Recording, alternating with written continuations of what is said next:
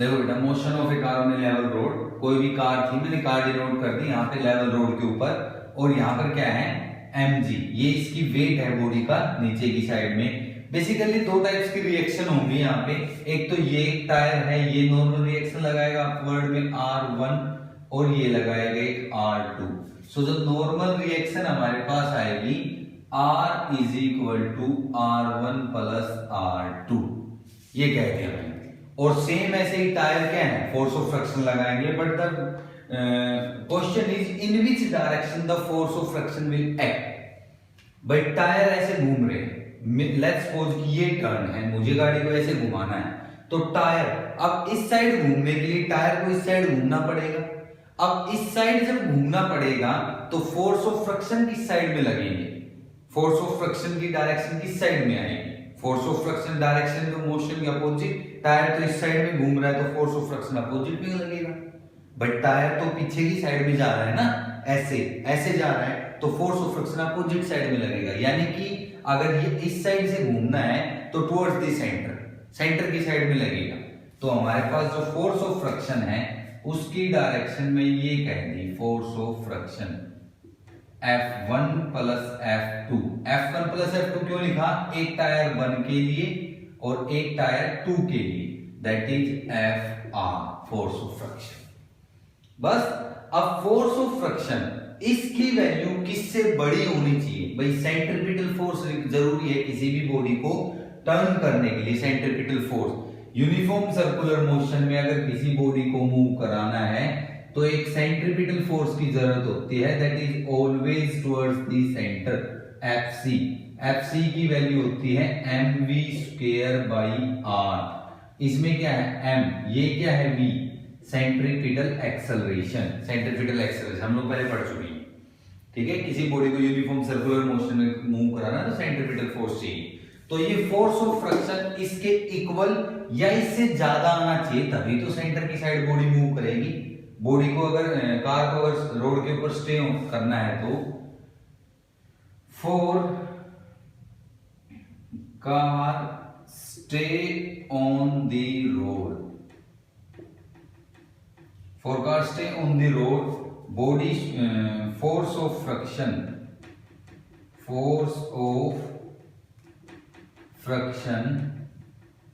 should be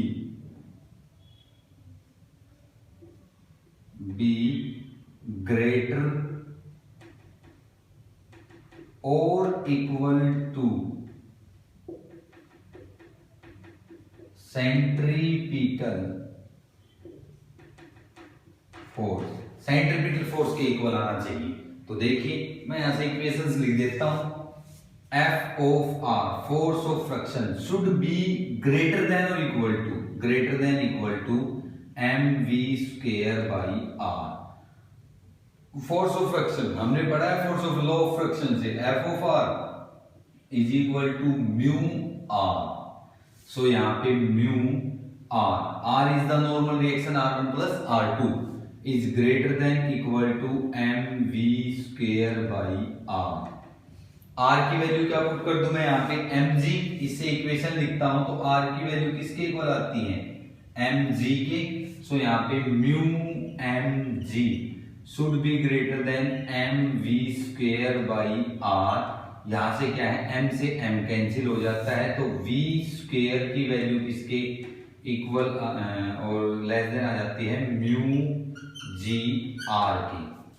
velocity की value किसके equal आ गई, म्यू जी आर, और इक्वल नहीं less than equal to mu g r का रूट। ये कौन सी वेलोसिटी आ गई, that is the minimum velocity की जो वेलोसिटी है वो इस फैक्टर से कम या इसके इक्वल होनी चाहिए, दैट इज द वेलोसिटी। तभी हमारी गाड़ी है वो टर्न ले पाएगी, अदरवाइज वो out of the circle, out of the road हो जाएगी। That is the motion of car की ये मैं वेलोसिटी आ गई, कंडीशन लगा दी मैं म्यू जी आर की इक्वल होनी चाहिए। किस पे डिपेंड करती है, जी तो सबके लिए सेम है, किस पे डिपेंड करती है, म्यू पे और आर पे। यानी कि जितनी ज्यादा रेडियस ज्यादा, आर की वैल्यू ज्यादा, सो वेलोसिटी की वैल्यू भी ज्यादा। इसीलिए लंबा टर्न होता है तो हम ज्यादा स्पीड से गाड़ी को मोड़ सकते हैं। किसके ऊपर बात कर रहे हैं, नेवल टर्न पे जो लोकल में होते हैं। हाईवेज पे हमारे पास ऐसे टर्न देखने को नहीं मिलते हैं जो लोकल में होते हैं, ये हमारे पास आ गए। अब मैं चाह रहा हूं कि नहीं भाई इतनी स्पीड से नहीं, मुझे तो और भी ज्यादा स्पीड से गाड़ी को टर्न करना है किसी भी सड़क पे, तो मुझे क्या करना पड़ेगा, अपने यहाँ तो म्यू को चेंज करो। अब म्यू की भी एक लिमिट है भाई, चारकोल से बनाते हैं बेसिकली, जो सड़क है सभी एक ही टाइप की बनती है मोस्टली, वो भी है। तो और मैं इसको कैसे इंप्रूव करूं, उस चीज को इंप्रूव करने के लिए हम लोग नेक्स्ट टॉपिक पढ़ेंगे, motion of A car on A bank road.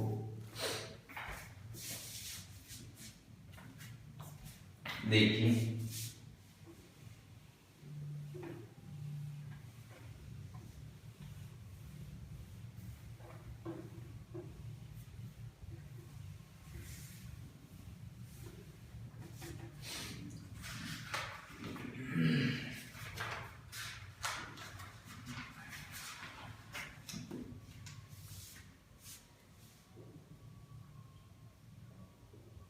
motion of a car on a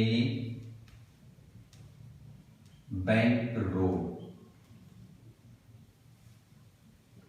भाई हाईवे पे या किसी भी मेनली जो हमारे पास हाईवेज होते हैं, टर्न पे आपने देखा होगा एक साइड से सड़क उठी हुई होती है, एक साइड से नीचे होती है।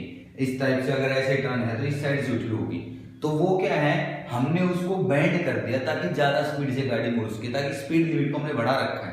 हाईवे पे स्पीड लिमिट ज्यादा होती है, लोकल में ऐसा नहीं है, लोकल में स्लो चलना होता है। देखिए कैसे, लेट्स सपोज हमारे पास यही टर्न है जैसा पीछे हमने देखा था, लेकिन अब की बार क्या है, ये लेवल है और ये गाड़ी, यानी कि इतना उठा हुआ है, एंड है जो कॉर्नर है ना बैंक, ये इतना उठा हुआ है। ये हमारे पास गाड़ी है कोई भी,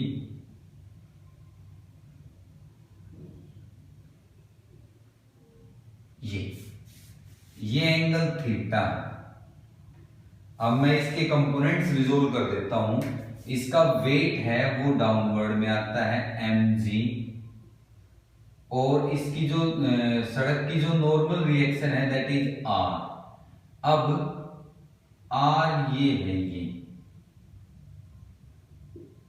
अगर ये थीटा है तो ये नीचे वाला एंगल थीटा होगा, तो ये भी थीटा आएगा, तो ये आ जाएगा r cos थीटा, और ये आ जाएगा r sin थीटा, ये आ जाएगा। अब फोर्स ऑफ फ्रिक्शन सरफेस के अलोंग आएगा, ये फोर्स ऑफ फ्रिक्शन हमारे पास ये आ गया।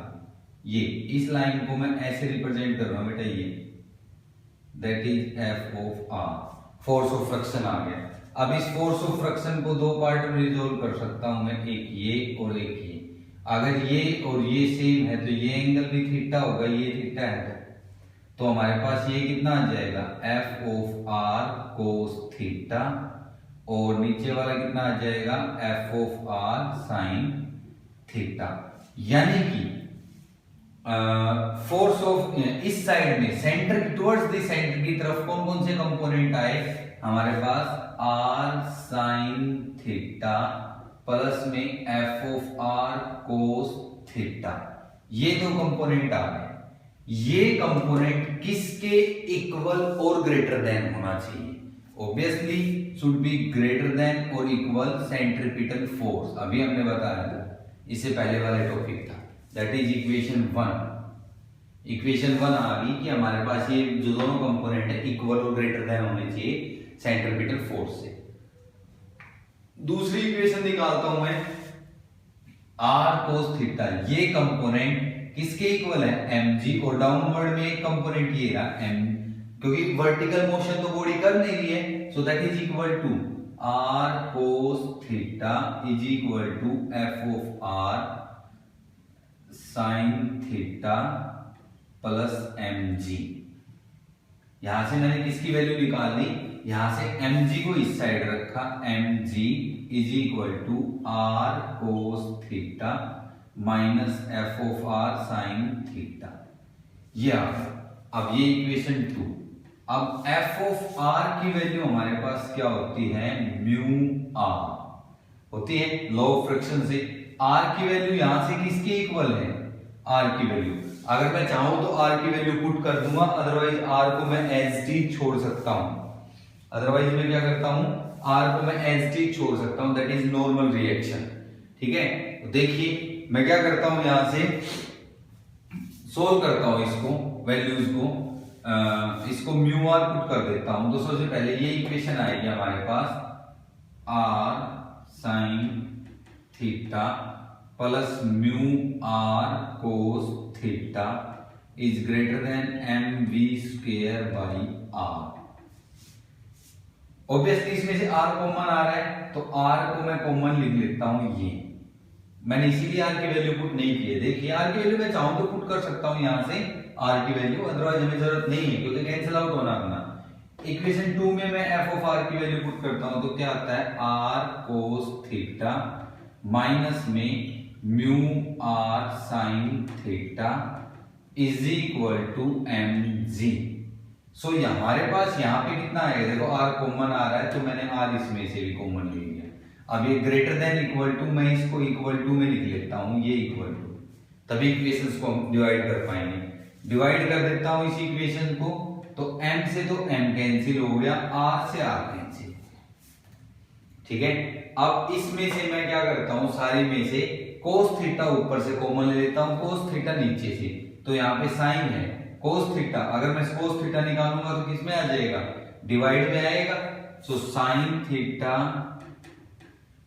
अपॉन में cos थीटा, डिवाइड में कैसे आया भाई, मैं ये कर देता हूं cos थीटा और इनटू में cos थीटा, तो जो cos थीटा ऊपर वाला तो कॉमन में चला गया, नीचे वाला बचा, दैट इज cos थीटा और प्लस में म्यू, ये cos थीटा बाहर जा चुका है, ये अपॉन में सेम ये cos थीटा बाहर चला गया तो 1 माइनस में mu sine theta by cos theta, ये ब्रैकेट में, और बाहर cos थीटा कॉमन, ये कैंसिल आउट हो गया cos थीटा से, ये v square by R ji.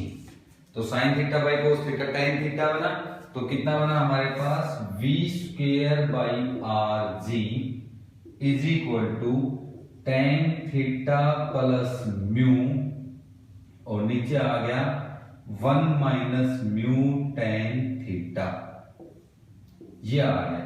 So v की वैल्यू कितनी आ गई, R G tan theta plus mu upon में 1 माइनस म्यू tan थीटा, ये आ गया हमारे पास, और सारे का रूट, दैट इज वेलोसिटी। ये हमारे पास क्या आ गई, वेलोसिटी आ गई इसकी। अब देखिए, अब जो पहले हमने पढ़ी थी वो क्या थी, म्यू आर जी, सिंपल क्या थी, म्यू आर जी, लेकिन इसमें क्या है, थीटा की इन्वॉल्वमेंट है कि थीटा कितना ज्यादा होगा। उसमें तो क्या था, अगर फोर्स ऑफ फ्रिक्शन जीरो हो जाए, फोर्स ऑफ फ्रिक्शन की वैल्यू जीरो हो गई थी, क्योंकि उसमें वेलोसिटी कितनी आ रही थी, v is equal to mu r g का रूट। अगर फोर्स ऑफ फ्रिक्शन जीरो है तो वेलोसिटी क्या हो जाएगी, जीरो होनी चाहिए, तभी बॉडी मुड़ेगी, अदरवाइज मुड़ेगी नहीं, फोर्स हो। लेकिन इसमें इफ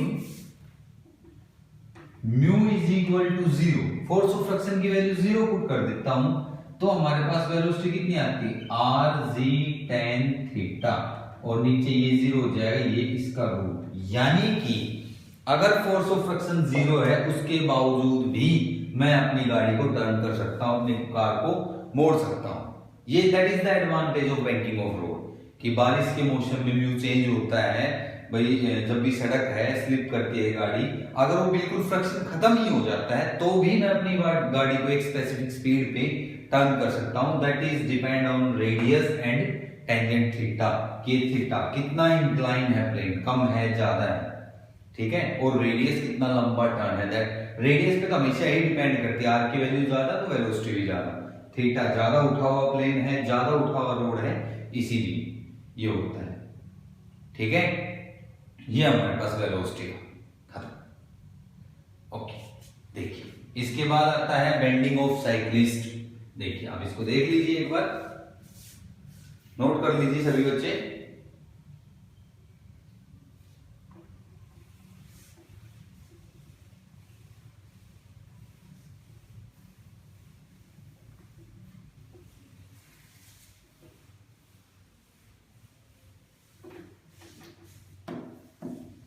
इसके बाद आता है बेंडिंग ऑफ साइक्लिस्ट।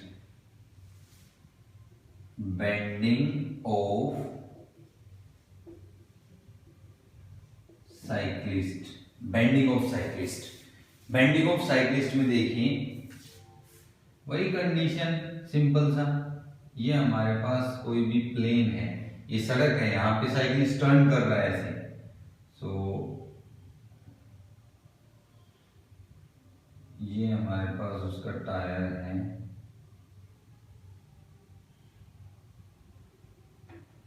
ये टायर बना दिया हमने, और ये